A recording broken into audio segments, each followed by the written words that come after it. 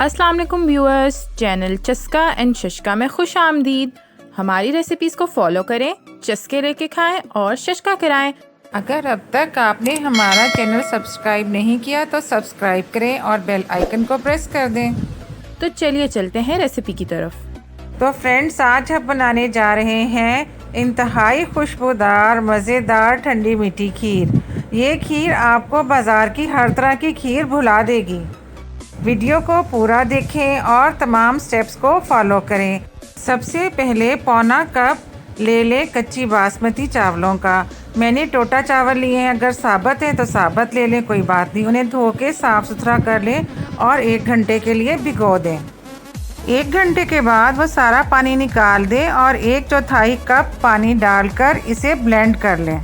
ख्याल रहे कि बिल्कुल पेस्ट ना बन जाए, चावल थोड़े इसमें रहें।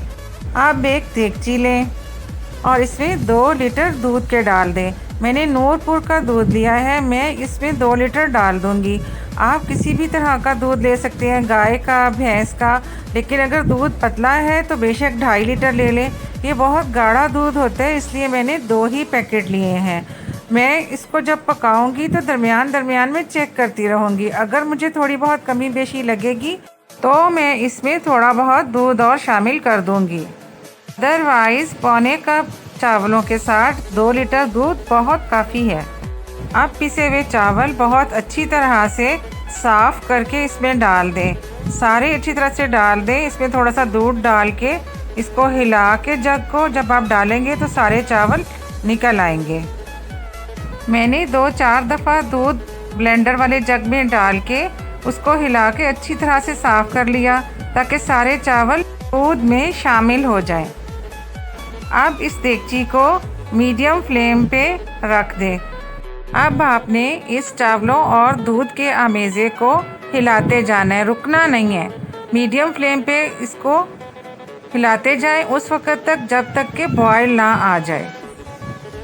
अगर आपने हिलाना छोड़ दिया तो चावल नीचे बैठ जाएंगे और लग जाएंगे। लगने से अजीब सी स्मेल हो जाती है, वो अच्छी नहीं लगती। बॉयल आने के बाद फ्लेम बिल्कुल लो कर दें और तकरीबन 1 घंटे में जाके ये देखें खीर बिल्कुल रेडी होने वाली है। लेकिन आप चाहें तो बेशक डायरेक्ट इसमें चीनी डाल दें। मैंने पौना कप चावल लिए थे तो चीनी भी मैं पौना कप ही डाल रही हूँ। आप ज़्यादा मीठा पसंद करते हैं तो ज़्यादा डाल लें, लेकिन मैं चीनी को थोड़ा सा कैरामल स्टाइल में करके फिर डालूँगी। कैरामल नहीं बनाना, कैरामल में तो क्रीम, मक्खन और नमक डलता है, उससे जो है ज़्यादा हैवी हो जाएगी हमारी खीर। बस पौना कप चीनी और 1/4 कप पानी का डाल के इसको इतना बॉईल करें, चम्मच मुसलसल चलाते रहें कि इसका कलर बिल्कुल हनी जैसा हो जाए, बिल्कुल शहद जैसा इसका कलर हो जाए, ताकि हमारी खीर का भी प्यारा सा कलर आए। ये ना हो कि खीर बिल्कुल ही डार्क ब्राउन हो जाए। ठीक है, अब इस चाशनी को खीर में शामिल करें। देखें खीर का कलर पहले ही बहुत प्यारा है। इसमें आप जब ये हनी कलर का शुगर डालेंगे तो इसका कलर मज़ीद प्यारा हो जाएगा। आपको इसमें कोई भी एफ़र्ट करने की ज़रूरत नहीं पड़ेगी। वैसे भी डब्बे का दूध है, वो पक पक के खुद ही पीला सा हो गया। इंतहाई खूबसूरत गोल्डन कलर आ चुका है। अब इसको फुल बॉयल आने दें। फुल बॉयल आने पे आधा टीस्पून हरी इलायची का पाउडर शामिल कर दें और 1 टेबलस्पून इसमें रूह केवड़ा शामिल कर दें। यकीन माने इतनी मज़े की खुशबू आ रही है और इतनी मज़े की खुशबू आएगी कि आप खुद हैरान होंगे।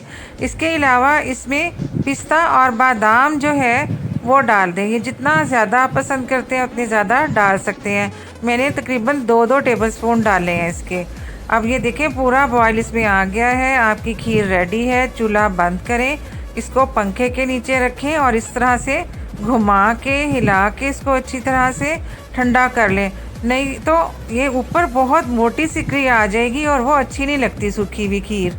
इस तरह से इसको ठंडा करके ओवरनाइट फ्रिज में रख दें या 5 या 6 घंटे के लिए तो लाजिम फ्रिज में रखें और इन्जॉय करें। तो गाइस, ये है हमारी रेसिपी की फ़ाइनल लुक। उम्मीद करती हूँ कि आपको आज की रेसिपी पसंद आई होगी। हमारी रेसिपी को फॉलो करें, चस्के लेके खाएं, फ्रेंड्स और फैमिली को शशका कराएं और मुझे अपनी दुआओं में याद रखें।